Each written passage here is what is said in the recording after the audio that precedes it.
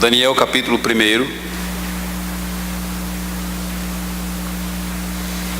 A primeira vez que nós estudamos esse capítulo, nós falamos sobre a estratégia de Nabucodonosor e a resposta de Daniel. A estratégia de Nabucodonosor seria babilonizar aqueles jovens, fazer com que eles, de alguma maneira, assimilassem toda a cultura da Babilônia e que eles fossem com os babilônios. Daniel, em determinado momento, ele resolveu não cumprir tudo que Nabucodonosor queria. Versículo de número 8 diz que ele resolveu firmemente não contaminar-se. Ele quis algo diferente. Nós falamos naquela ocasião como é importante, quando eu e você temos que tomar uma decisão, tomarmos logo de início. Quando tantas vezes nós nos acostumamos com a sociedade ao redor, com o mundo ao redor, nós temos uma grande dificuldade de mudarmos as regras enquanto o jogo está em andamento. Algumas decisões temos que tomar logo de início. Nós não sabemos bem o que era o ponto que para Daniel seria aquilo que iria contaminá-lo. O texto não é claro nesse sentido. A ideia que nós temos é que não são as grandes coisas que nos distanciam e que nos afastam de Deus. São aquelas pequenas coisinhas. São aquelas coisas que aparentemente não teria mal algum, mas que de repente vai longe demais. E quando você percebe, você já está distante do Senhor, você já desagradou o Senhor Deus. Não existe nada de errado em você fazer isso, fazer aquilo outro. Normalmente as pessoas perguntam, mas o que existe de mal nisso? O que existiria de mal em Daniel comer toda aquela comida da mesa do rei? O que haveria de mal Daniel aceitar toda aquela instrução? O que haveria de mal em Daniel passar por todo aquele programa?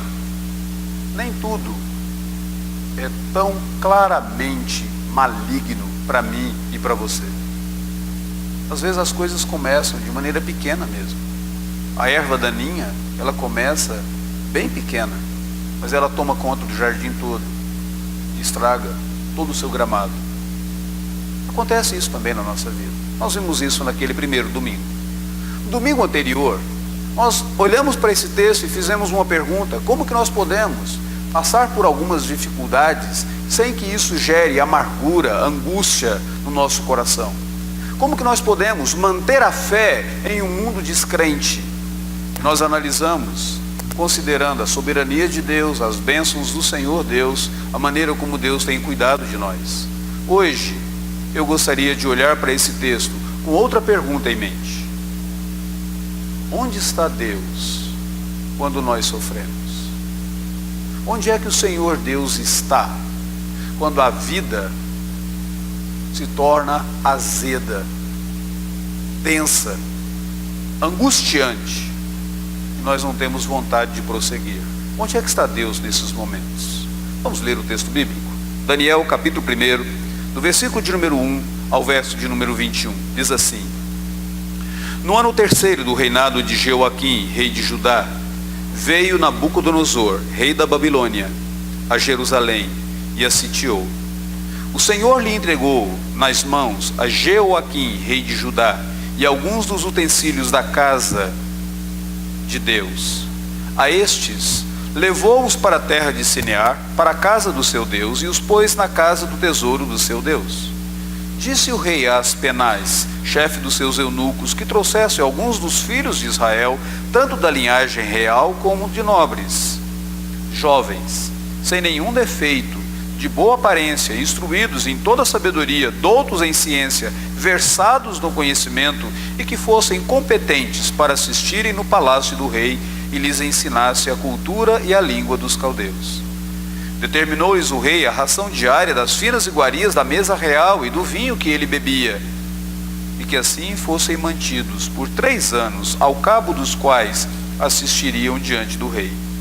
Entre eles se achavam dos filhos de Judá Daniel, Ananias, Misael e Azarias. O chefe dos eunucos lhes pôs outros nomes, a saber, a Daniel, o de Beltesazar, a Ananias, o de Sadraque, a de Misael, o de Mesaque, a de Azarias, o de Abed-nego. Resolveu Daniel firmemente não contaminar-se com as finas iguarias do rei, nem com o vinho que ele bebia. Então pediu ao chefe do eunuco que lhe permitisse não contaminar-se. Ora, Deus concedeu a Daniel misericórdia e compreensão da parte dos chefes dos eunucos. Disse o chefe dos eunucos a Daniel: tenho medo do meu senhor, o rei, que determinou a vossa comida e a vossa bebida. Por que, pois, veria ele o vosso rosto mais abatido do que os dos outros jovens da vossa idade? Assim poris em perigo a minha cabeça para com o rei. Então disse Daniel ao cozinheiro-chefe, a quem o chefe dos eunucos havia encarregado de cuidar de Daniel, Ananias, Misael e Azarias: experimenta, peço-te, os teus servos 10 dias, e que se nos deem legumes a comer e água a beber. Então se veja diante de ti a nossa aparência e a dos jovens que comem das finas iguarias do rei. Segundo vires, age com os teus servos. Ele atendeu e os experimentou 10 dias. No fim dos 10 dias a sua aparência era melhor. Estavam eles mais robustos do que todos os jovens que comiam das finas iguarias do rei. Com isto, o cozinheiro-chefe tirou deles as finas iguarias e o vinho que deviam beber, e lhes davam legumes. Ora, a estes 4 jovens Deus deu conhecimento e a inteligência em toda a cultura e sabedoria, mas a Daniel deu inteligência de todas as visões e sonhos. Vencido o tempo determinado pelo rei para que trouxesse o chefe dos eunucos, os trouxe à presença de Nabucodonosor. Então o rei falou com eles, e entre todos não foram achados outros como Daniel, Ananias, Misael e Azarias, e por isso passaram a assistir diante do rei.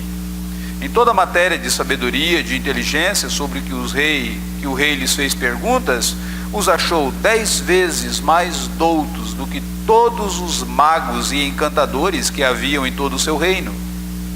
Daniel continuou até o 1º ano do rei Ciro. Esse é o texto bíblico. E nós podemos observar na própria situação de Daniel. Não era uma situação muito favorável. Ele estava no cativeiro babilônico. Existem 2 atributos de Deus, 2 verdades sobre Deus, que elas se tornam extremamente difíceis de serem aceitas e até mesmo de serem compreendidas quando eu e você estamos passando por alguma experiência de sofrimento, em momentos de angústia na nossa vida. A primeira delas é a invisibilidade de Deus. A Bíblia Sagrada diz que Deus é Espírito, e sendo Ele Espírito, Ele não está visível, nítido, patente aos olhos humanos.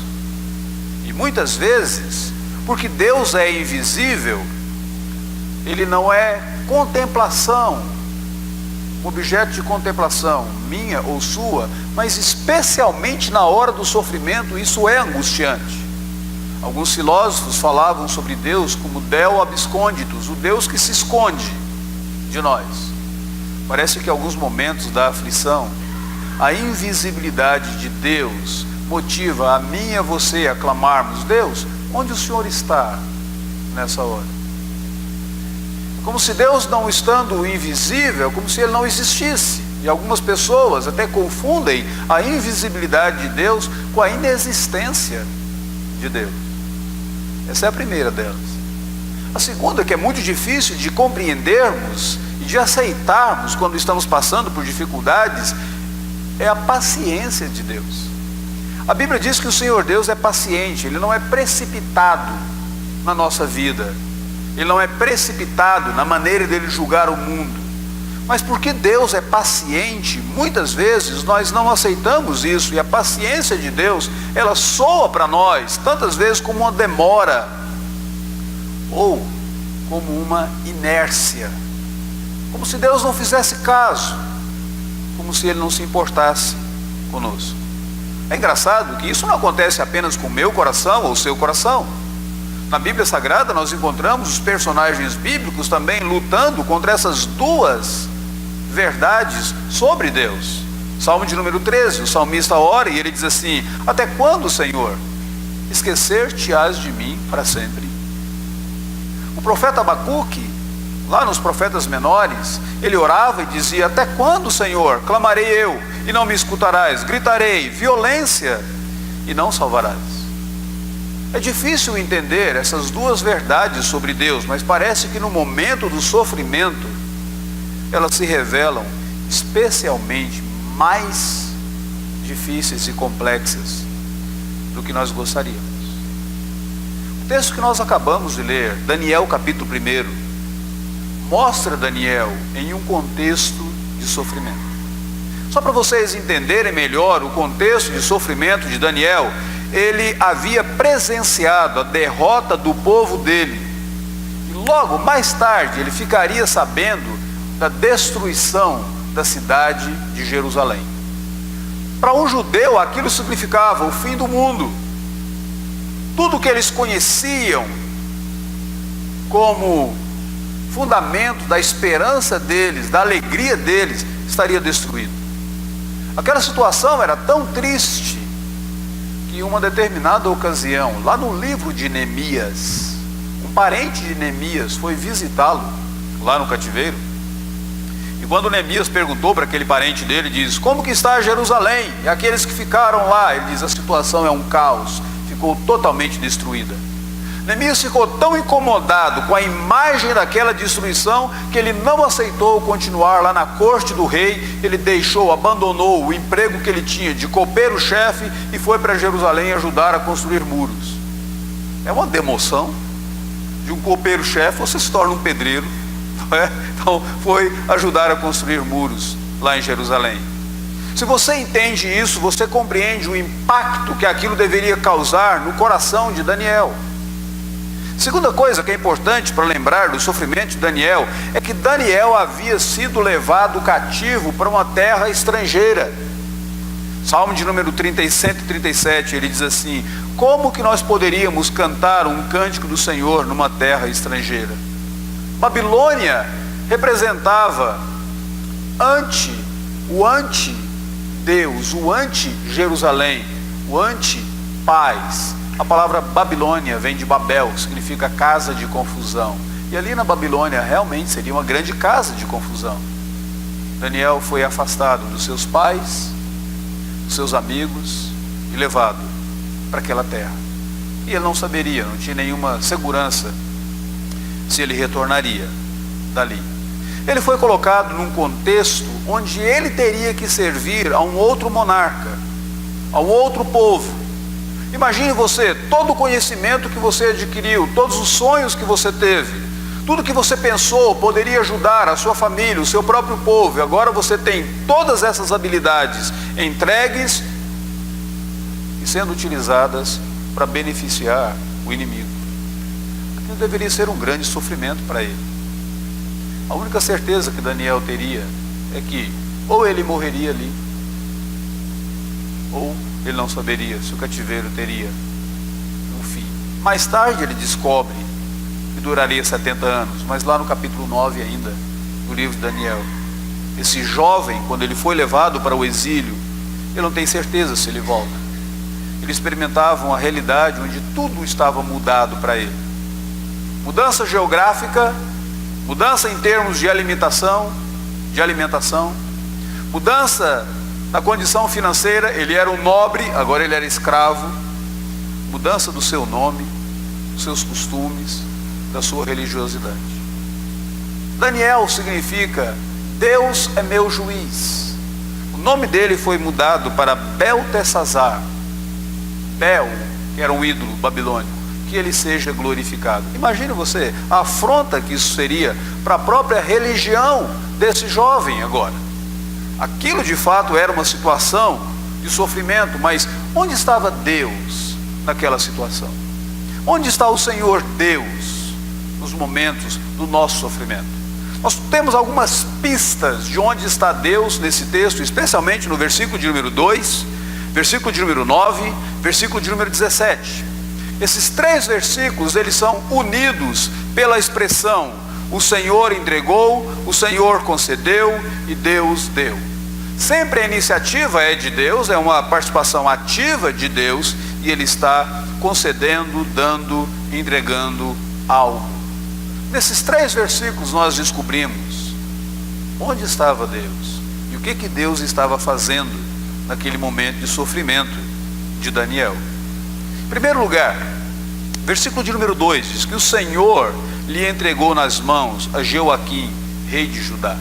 Esse versículo, essa frase é muito importante, porque a frase não está dizendo o seguinte: Nabucodonosor conquistou Jerusalém pelo seu próprio poder, pela sua própria força, pela sua própria habilidade. O texto está dizendo, se o Senhor Deus não tivesse entregue a Nabucodonosor, Nabucodonosor não poderia fazer nada. O texto está dizendo, o Senhor Deus está soberanamente exercendo a sua autoridade e o seu cuidado com o seu povo. Esse texto não é apenas um referencial histórico, esse texto é uma declaração teológica. Esse texto está dizendo, Deus estava presente sim.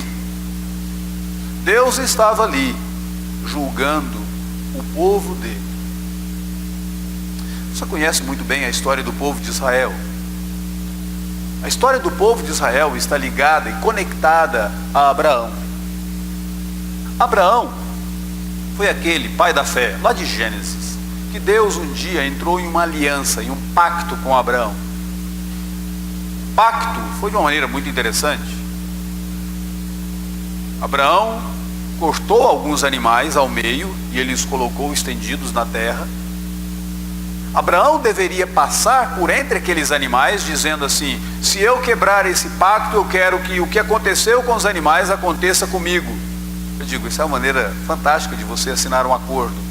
Mate alguns animaizinhos, coloque-os assim ao lado, não deixe o pessoal da proteção dos animais verem, e aí você diz para o pedreiro, para o encanador, para o eletricista, dizendo, passa aí no meio, se você quebrar esse acordo nosso, vai acontecer com você a mesma coisa que eles. Talvez pelo menos eles entregassem o trabalho na data certa, na ocasião correta, se você fizesse isso com um deles. Mas assim era no antigo, hoje não é bem assim. Pois bem, só que ao invés de andar por entre aqueles animais, não foi Abraão que andou, foi Deus que andou. Era como se Deus dissesse, se um dia eu quebrar esse pacto, eu quero que aconteça comigo o que aconteceu com esses animais. Era Deus dizendo, eu serei fiel a esse pacto. Só que a fidelidade de Deus, eu e você gostamos de ouvir sobre a fidelidade de Deus. Nós gostamos de ouvir da fidelidade de Deus que nos dá sucesso. Nós ouvimos jogadores de futebol fazendo 2, 3 gols e nós falamos, Deus é fiel. Nós somos aprovados no vestibular e nós falamos, eu quero louvar a Deus pela fidelidade do Senhor. Nós conseguimos um emprego e nós falamos, Senhor Deus é fiel. Nós obtemos algo que nós queríamos muito e nós falamos, isso é a fidelidade de Deus para comigo. O carro novo, a casa nova, o casamento, a fidelidade de Deus para conosco. Só que Deus é fiel não só do lado bom. Deus é fiel para disciplinar também, quando precisa. O povo de Israel pecou contra o Senhor. O povo de Israel adorou outros ídolos. O povo de Israel ficava continuamente se envolvendo com outros povos da terra e se contaminando com aqueles outros povos. Deus foi fiel ao seu pacto, Deus foi fiel à sua aliança com Israel, e ele puniu Israel. Israel foi levado para o cativeiro babilônico, 70 anos, sem nenhuma esperança. Lá no livro de Levítico, Deus fala sobre bênçãos e maldições. A fidelidade de Deus não resulta apenas nas bênçãos de Deus para nós. A fidelidade de Deus significa, quando eu for infiel, quando você for infiel, Deus vai nos punir, porque Ele é fiel. Fidelidade significa estabilidade. Deus é estável. Eu e você não somos, mas Deus é. E Ele fez um pacto. Quando eu quebro o pacto, eu me torno sujeito à punição de Deus, porque Deus é fiel. Se Ele não fosse fiel na punição, eu não teria nenhuma esperança de que Ele seria fiel em me abençoar. Pois o versículo de número 2 diz que o Senhor Deus estava ali, exercendo soberanamente a fidelidade dele, disciplinando aquele povo. Só que Deus estava ali, exercendo a sua soberania, e era uma soberania humilde também. Uma coisa que talvez nós não saibamos é que naquela época, quando uma nação era conquistada por outra nação, aquilo significava que os deuses da nação conquistada eram mais fracos do que os deuses da nação conquistadora. Sabe o que Deus está se deixando fazer aqui? Ele está deixando passar pela mídia, pelos jornais, pela internet, dizendo: o Deus de Israel não conseguiu resistir aos deuses dos babilônios. O Deus de Israel é fraco, o Deus de Israel foi conquistado, o Deus de Israel sofreu a vergonha. Por quê? Porque ele estava disciplinando o povo dele. Não foi essa a primeira vez, e não foi essa a única vez. Lá na cruz do Calvário, Jesus sofreu a vergonha, porque ele queria salvar a mim e a você. Versículo de número 2 diz: onde é que Deus está no sofrimento? Deus está muitas vezes utilizando o sofrimento para aperfeiçoar a minha vida, para aperfeiçoar a sua vida, para nos disciplinar, para nos livrar da nossa própria infidelidade, para nos livrar de nós mesmos. Deus está presente ali. Segunda coisa, versículo de número 3. Versículo de número 3 fala de várias coisas que estão acontecendo ali. O rei disse para as penais: olha, a comida é essa, o plano de estudo é esse, eles vão estudar a língua e a cultura dos caldeus, e aparentemente Deus não está presente ali. Mas ao mesmo tempo Deus está. Por quê? Porque o Senhor Deus concede graça a Daniel, concede compreensão da parte do chefe dos eunucos, no verso de número 9. O que Deus está fazendo ali? Deus está silenciosamente trabalhando na sua providência. Deus não está ausente. Certamente, quando você lê esses versículos de número 3 até o versículo de número 9, parece que as atividades dos babilônios, elas chamam a minha atenção, elas chamam a sua atenção, e é como se os babilônios estivessem tão ativos que Deus estivesse inativo. Atividades opressores parece ofuscar a atividade de Deus.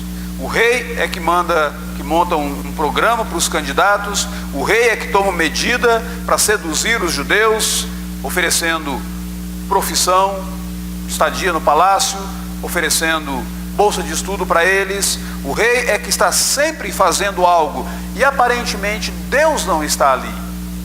Mas se você nota na providência de Deus, Deus está trabalhando. Versículo de número 9 diz que Deus estava trabalhando no coração das pessoas que estavam ao redor de Daniel, no coração das pessoas que eram responsáveis por Daniel. Deus estava trabalhando no coração deles, e eles começaram a olhar para Daniel com graça, com compreensão. Deixa eu lembrar a você uma coisa bem interessante. Quando nós estamos sofrendo, muitas vezes nós pensamos que Deus não está agindo, Deus não está intervindo, Deus não está cuidando de nós. Mas tantas vezes Deus está trabalhando no coração daqueles que estão ao nosso redor. Um amigo, um parente, uma pessoa que nos ama. E de repente nós começamos a receber graça da parte dessas pessoas. Elas não teriam nenhuma obrigação de serem tão misericordiosas conosco, mas Deus trabalhou no coração delas. Nós pensamos que Deus não nos olha, Deus não nos vê, mas Ele está nos dando uma esposa compreensiva, porque Ele sabe que sozinhos nós não conseguimos suportar isso. Ele está nos dando paz, porque Ele sabe que sozinhos nós não conseguiríamos suportar. Ele nos dá filhos, porque Ele sabe que sozinhos nós não iríamos de maneira alguma conseguir sofrer. Amigos, uma igreja que Ele coloca ao redor. Onde está Deus quando você sofre? Ele está trabalhando na vida de outros, e a graça de Deus é surpreendente. Ela é silenciosa, e ela acontece nos pequenos detalhes, pequeniníssimos. Deus concedeu graça e compreensão da parte dos chefes dos eunucos, e eles atenderam ao pedido de Daniel. Sabe qual que é o nosso problema? Nosso problema é que muitas vezes a nossa atenção ela está tão focalizada no nosso sofrimento, que nós não contemplamos a graça de Deus e nós não nos alegramos. Tem um texto na Bíblia Sagrada, no livro de Atos, capítulo 11, que fala sobre Barnabé. Aquele mesmo Barnabé que foi o discipulador de Saulo. Diz que em uma determinada ocasião, Barnabé ele foi mandado pelos apóstolos para a cidade de Antioquia. Lá começava uma nova igreja. E quando Barnabé chegou lá, o texto bíblico diz assim: vendo ele a graça de Deus, se alegrou. Eu creio que muitas vezes, na minha dificuldade, na minha tristeza, na minha angústia, no meu sofrimento, a oração que eu tenho que fazer para Deus é: Deus, abra os meus olhos para eu ver e perceber a graça do Senhor e eu conseguir me alegrar. Senhor, está difícil suportar, mas deixa eu ver a tua graça, a graça silenciosa da tua providência, que age no coração das outras pessoas ao redor, e elas são simpáticas a mim, e elas são bondosas comigo. Haja na vida delas, mas abra os meus olhos para eu ver a graça de Deus. Onde estava Deus? Ele estava sendo fiel, ele estava sendo gracioso, ainda que silenciosamente. Em terceiro lugar, Deus estava agindo ali de uma maneira revolucionária. Subversiva é a palavra que você poderia utilizar. Subversiva, ele estava mudando a situação, ele estava virando a mesa. Se você analisar, o texto começa dizendo que Daniel era um perdedor. Daniel perdeu, o povo, os judeus perderam, Nabucodonosor conquistou, e parece que os babilônios estão ganhando tudo. Só que o texto termina dizendo assim, que Deus concedeu conhecimento e inteligência para Daniel e para os amigos dele, de tal maneira que quando eles foram examinados por Nabucodonosor, versículo de número 20, em toda a matéria de sabedoria, de inteligência, sobre que o rei lhes fez perguntas, os achou 10 vezes mais doutos. De quem? Do que os magos e os encantadores que haviam ali. Eu acho muito engraçado esse texto, porque o texto começa dizendo, os judeus são os perdedores, mas o texto termina dizendo, eles venceram, eles eram mais sábios, eles eram mais doutos, eles eram melhores do que todos os babilônios. Parece que o texto começa mostrando que eles estão perdendo, mas o texto conclui dizendo que eles foram bem sucedidos. Deus governa a história, e Deus muda aquela história. Aqui é uma coisa bem interessante. Pela providência de Deus, os perdedores se tornaram vitoriosos. Deus sempre faz assim. Ele sempre faz assim. Ele fez isso na vida de José do Egito. Ele fez isso na vida de Davi. Ele fez isso na vida de Daniel agora. E ele fez isso na vida de Maria. No cântico de Maria, Magnificat, ela ora dizendo assim: a minha alma engrandece ao Senhor, ele agiu com seu braço valorosamente, desprezou os que no coração alimentavam pensamentos soberbos, derribou do seu trono os poderosos, exaltou os humildes, encheu de bens os famintos e despediu vazios aqueles que pensavam ter alguma coisa. É tão interessante. Quando na minha vida e na sua vida nós estamos sofrendo, parece que nós estamos perdendo tudo. As pessoas ao redor parecem estar ganhando, elas são os vencedores. Tenha apenas um pouquinho de paciência, porque Deus está presente, governando a história, e Ele muda, Ele vira a mesa, e Ele vira a situação. Você que hoje parece ser o perdedor, você que hoje parece estar simplesmente sofrendo, você poderá se alegrar com o Senhor Deus. É a última lição desse texto. Está no versículo de número 21. Eu sei que eu disse para vocês que tem 3 versículos que são unidos pela expressão Deus concedeu, Deus ofereceu e Deus deu. Mas esse versículo de número 21 não tem nada dessa expressão. Mas é como se o escritor quisesse chamar a minha atenção. Sabe aquele controle remoto da televisão? Ou então, antigamente era do videocassete, mas hoje em dia é do DVD, nem DVD você usa mais, não é? Lá no seu computador, sabe aquele botãozinho que você aperta e diz assim, avançar? O escritor bíblico avançou agora. Ele saiu da época de Nabucodonosor e ele avançou para a época de Ciro. E ele diz, Daniel continuou até o 1º ano do rei Ciro. Quem foi Ciro? Ciro foi o rei persa, que conquistou o império de Nabucodonosor. Depois que Nabucodonosor morreu, ele devia ter mais ou menos 80 anos, veio o filho dele, chamado Evil-Merodach. Se você procura nome para colocar em alguma criança, deixa eu sugerir 3 para você. Evil-Merodach era o nome do filho de Nabucodonosor. O filho de Evil-Merodach foi Neriglissar, incrível esse também. E o outro, Nabonido. Esse Nabonido parece nome de jogador de futebol, mas tinha lá o Nabonidozinho, que era o indivíduo que reinou depois de Nabucodonosor. Todos esses faziam parte desse império de Nabucodonosor, só que eles caíram e veio Ciro. O que o escritor bíblico está dizendo aqui? Ele está dizendo que Deus estava presente ali no sofrimento de Daniel, sustentando Daniel, porque Daniel confiou nele, mas os outros, todos eles passaram. O texto bíblico diz assim: é ele quem reduz a nada os príncipes, é ele quem torna a nulidade os juízes da terra. Deus está presente, sustentando aqueles que creem nele, as aflições dos seus servos. É Deus quem sustenta. Salmo de número 124, não fosse o Senhor que esteve ao nosso lado, Israel que o diga, os homens teriam nos engolido. Gênesis 37 a 42, a história de José do Egito. Salmo 94, versículo de número 16 em diante, tem uma oração fantástica que diz assim: quem se levantará ao meu favor contra os perversos? Quem estará comigo contra os que praticam a iniquidade?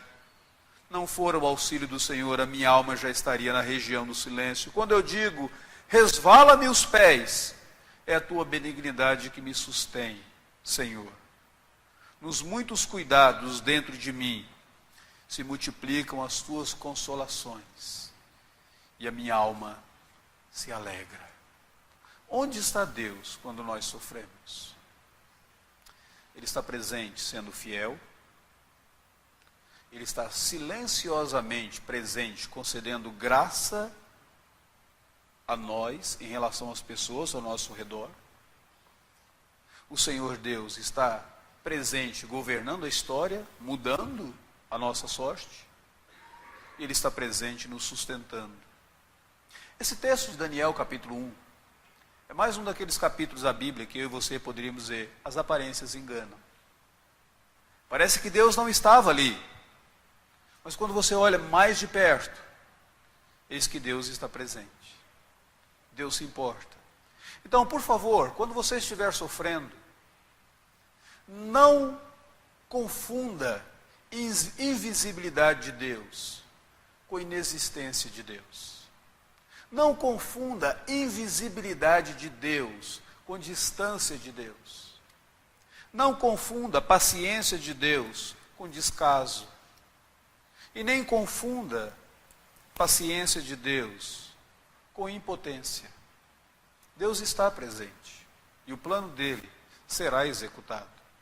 Há 3 lições aqui, eu gostaria de utilizar algumas frases de C.S. Lewis no livro dele, As Cartas do Coisa Ruim, para mostrar para você como que elas são claras. Primeira lição, o texto deixa bem claro que para eu e você observarmos a presença de Deus na hora do sofrimento, nós temos que deixar de olhar o óbvio, de olhar simplesmente o vulgar, e focalizar a nossa atenção com cuidado maior naquilo que é real. No livro As Cartas do Coisa Ruim, C.S. Lewis escreve de um diabo velho falando para um diabo novo. É uma metáfora, por favor, entendam. Eu prefiro a versão de Loyola. Um diabo velho escrevendo cartas para um diabo novo sobre a arte da tentação. E a primeira carta, ele diz assim: coisa ruim, ou cupim, o que você deve fazer é se lembrar que os humanos vivem escravizados pela pressão do vulgar. Graças a processos que neles colocamos funcionar há séculos, eles se acham inteiramente impossível acreditar no invulgar, quando eles têm diante dos olhos deles o vulgar. Se Daniel queria saber onde estava Deus, ele tinha que deixar de olhar para o vulgar e olhar para aquilo que era real. Muitas vezes na hora do sofrimento você vê apenas o vulgar. Tudo está contra mim, parece que eu nunca sou bem sucedido, parece que todo mal vem contra mim. Onde está Deus nesse momento? Olhe um pouco mais profundo. Deixe a superfície e olhe um pouco mais profundo, e você verá que Deus está presente. A segunda coisa, a segunda lição para mim e para você: considere que Deus tem um propósito para a sua vida até em meio ao seu sofrimento. Deus tem um propósito para você e Deus tem um propósito para aqueles que estão ao seu redor na hora do seu sofrimento. Deus tem um propósito para você. Qual deles? Que você aprenda a amar a Deus a despeito da sua dor.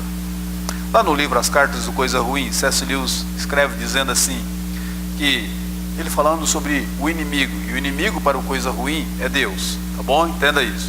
Ele diz: o inimigo, nos seus esforços de possuir permanentemente uma alma, ele confia mais nos abismos do que nos picos. A razão é a seguinte: para nós, ou seja, para os demônios, para nós, o ser humano é, antes de mais nada, comida. O nosso fim é a absorção da vontade deles.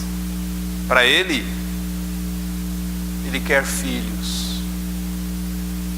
E ele permite que naqueles momentos de sofrimento, servos se tornem filhos.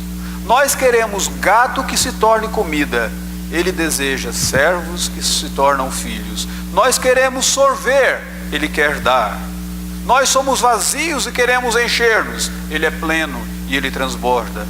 É durante tais períodos de aridez, muito mais do que nos períodos de plenitude, que ele transforma o coração das pessoas. Considere que nesse momento do seu sofrimento, Deus está transformando o seu coração e dando para você a alegria de ser filho, de você poder dizer a Ele: Abba, Pai. O Senhor é o meu Pai, meu Deus. Deus tem um propósito para a sua vida, mas Deus tem um propósito para outras pessoas através da sua vida na hora do sofrimento. Pense quantas pessoas foram beneficiadas e abençoadas com a história de Daniel, e pense quantas pessoas ao seu redor podem ser beneficiadas quando elas veem que você está sofrendo, mas você continua fiel a Cristo. Quando elas veem que a sua situação está difícil, mas você se refugia no Senhor. Você não vai para outro refúgio, você não vai para um subterfúgio, mas você corre para Deus, você corre para a cruz. Como isso pode edificar a vida dessas pessoas? Em terceiro e último lugar, procure crescer espiritualmente, mesmo em meio ao sofrimento, consolados pela certeza de que Deus está presente. A vida espiritual de Daniel não parou, gente. Daniel não parou de orar. Capítulo 6, ele ora, e porque ele ora, ele foi lançado na cova dos leões. Daniel não parou de ler a Bíblia. Capítulo 9, ele diz que estudou a Bíblia tanto que ele percebeu que os 70 anos que Jeremias falava era do cativeiro, e o povo seria liberto. Daniel não abandonou a comunhão dos irmãos. Ele continuou mantendo comunhão com seus 3 amigos e com o restante do povo de Deus. Você pode crescer espiritualmente, ainda que você olhe ao redor e pense que a sua vida está um deserto, está um caos. Você pode crescer consolado de que Deus está presente.